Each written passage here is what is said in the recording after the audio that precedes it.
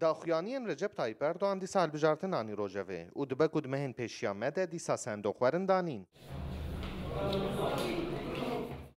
گلو پارتی و فراکسیونن باکوری کردستان ددوی مجاره ده هلوستک چاوان نشان بدن و پیشنیاروان چیه؟ پارتی هری زده باله دکشن سر کنجنکتوران ها. شرط رفراندوم هی تونه. گرمه ناوی شریده شرط رفراندوم تونه. جبو چی دخوازی مری گریک جویا بنیره. اگر تشتی بوی گلی کرجی بوی دموکراسیه کمار ترکیه زی باش به تیدا هبه مری دکاری اویا به پاریزی. سیاستمداران باکوری کردستان آماجه دکن که حتی او نزانن دی ناورو که چاوا وره پیشیوان او هلوستا خواه نکارن نشان بدن. راستی مثلا سروکاتی آن سیستم سروکاتی ده پارلمانتری ده یا مهم ناوروکاویه. نها امریکا جی سیستم سروکاتی هیه و روسیا نیف سروکاتی سوریه جی نیف سروکاتیه فرانسا جی نیف سروکاتیه.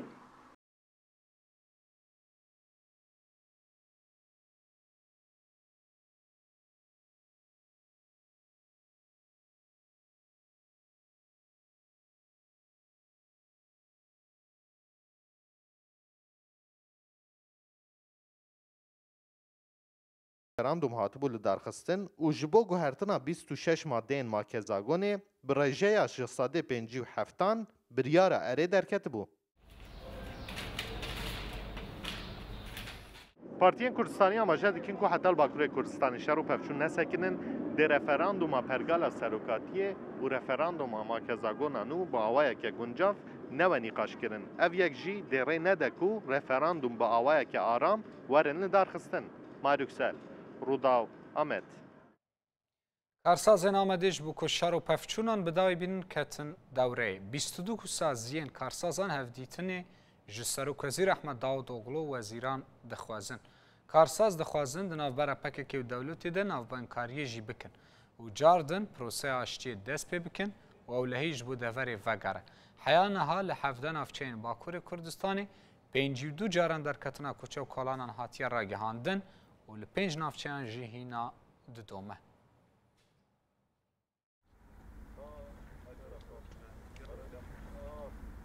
لحفده نافچین باکوری کردستان 52 جاران درکتنا کوچه و کولانان هات قدخه کرن و لپنج نافچیان هیج قدخه بردوام دکه. به 10,000 کس جبر ویه که کوچبر بون و بو هزاران دکان جی هاتن گرتن.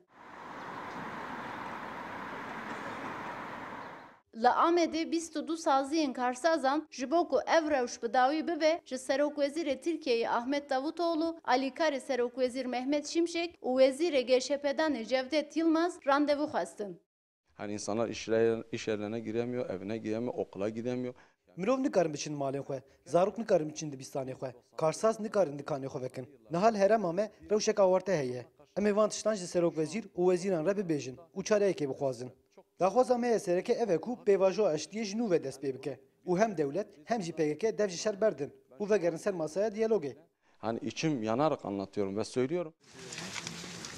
Nunerin saziyan duxazın biçin qendili û birayederin kecekere hevdîtin pek bînin. Ger qendil bersivekî erênî bidewan, ew ê ji kecekê daxwaza agirbestê bikin. Ji bo xatirê ku vî agirê were tefandin, çi bikeve ser pişta me em ji wî re hazirin.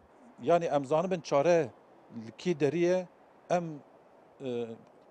qendîl jî, hikûmet jî di wî noqteyê da em zanibin em harin em ê ji bo vê pêvajoya çareserî feydekiyê çê bibe em ê harin qendîlê jî. Nunerin karsazan ji bo avakirina pêvajoya aştiyê û diyalogê raporek amade kirin. Ew ê vê raporê pêşkêşê Davutoğlu bikin.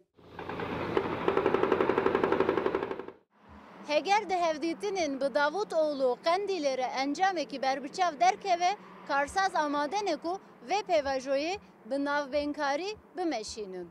Gönül Morkoç, Rudaw,